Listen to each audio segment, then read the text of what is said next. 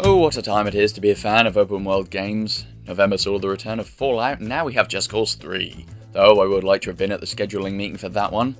Can't release in November, we'd have to compete with Fallout 4. Yeah, how about December 1st? Boom, done.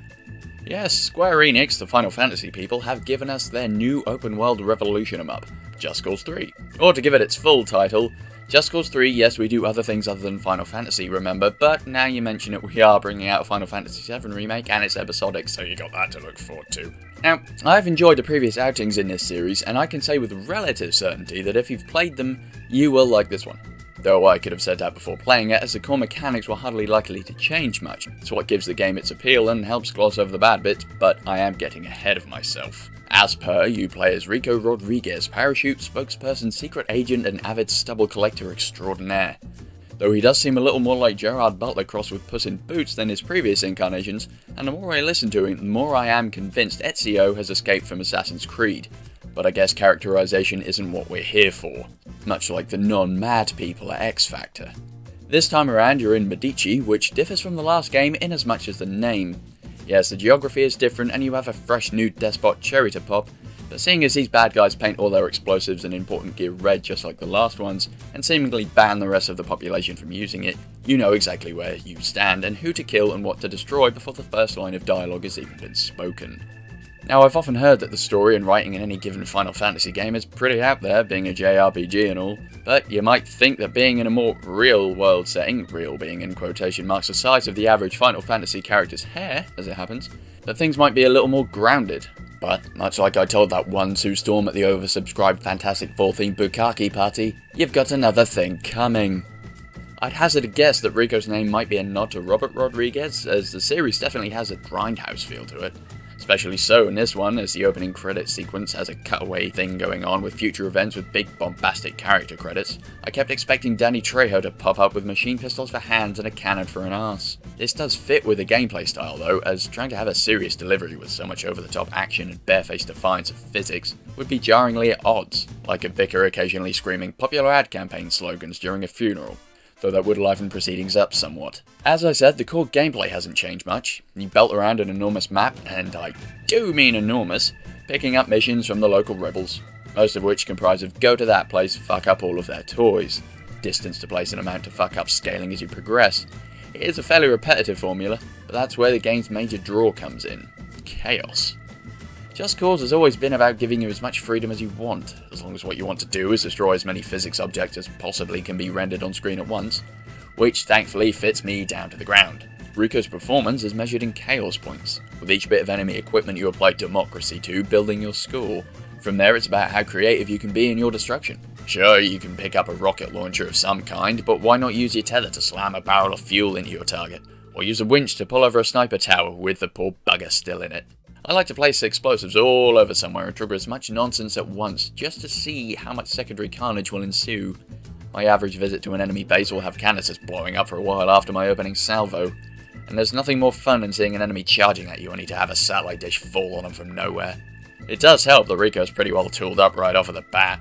Do you want to go over to that mission marker over there, the game seems to say? Nah, thanks, I've got sticky bombs and a winch, cheery bye. At this point, I could make the obvious statement about the title being more of a blasé explanation for Rico's actions than anything, but I feel that particular observation has been through the ringer more than a suspected radicalised pair of Y-fronts at Gitmo. For all of my love of the dynamic, chaos is also one of the game's major issues, as it turns out. Rico is not immune to a flaming truck carcass to the face, so I got rather enraged when on an early mission I was meant to be defending an ally, only to be routinely twatted off the back of their truck by an enemy vehicle I'd just taken out. And when I finally made it through that mission, the game glitched on the closing cutscene, as there were too many trucks in the staging area, so I couldn't actually make it in there for the cutscene to trigger. So I was stuck idly watching a bunch of soldiers scratch their ass and shoot at a truck carcass I'd already taken out, presumably the one that had eaten my face a few minutes beforehand. The best way I've seen it put is that it's hard to tell what was meant to be wacky and what was a flat-out glitch. Trying to have such an organic experience can very easily turn to an unpredictable one, and things can go very quickly from high-octane fun to me trying in vain to vomit up my own spleen so I've got something to throw at the TV, seeing as I've probably eaten the controller by that point. There have been some small additions and changes. The grapple gun and parachute are still around, but now you have a wingsuit as well, so you have something else you can use to batter yourself around a landscape. You can control a winch attached to your tethers now, so you can slam multiple things together. And you can also save up to 2 tethers off the bat, which you can upgrade. Random events happen every now and then, and you'll see a blip appear on screen for optional missions. My favourite so far had been to hijack a limo, pick up some putt, and then make it look like an accident. One high bridge without a safety rail later, and I was gliding to success. Gear mods are now a thing, when you can unlock special effects like homing grenades, nitrous boost, and so on. Although calling precision aiming a mod is starting to take the piss somewhat, you have to complete challenges before you can look down your iron sights, a skill that Rico had in previous games. Not quite certain what you're trying to pull there, Squeenix. There's even an Easter egg mode these days you can unlock for Doge, the eponymous meme where text pops up alongside your actions to make it seem wacky and all internety, because that's what we need, more memes. Thankfully, the parts that make me like this series have been left alone by and large, so I can still enjoy it. Vehicle control, however, is still abysmal. So forget any car turning on a dime. If you can circumnavigate Greater Manchester, I'd be convinced you're hacked. But this is a casualty of having such an arcadey game. Realistic driving physics would not fit such an anarchic setting, which does make the race mode, or time trial, or whatever the fuck you want to call that thing that's shoehorned in there, a bit of a pisser. Yes, it was in the last games, and I'd hoped they'd dropped it, but no. Added to the challenge now are destruction modes, where you get given a certain weapon and a small amount of time to cause as much chaos as you possibly can. On the surface, a good idea, but it does make me want to just point at the stat screen and ask the game what the fuck it thinks I've been doing this whole time. Games are meant to be fun at the end of the day, and for all the nits I may pick, it definitely is that.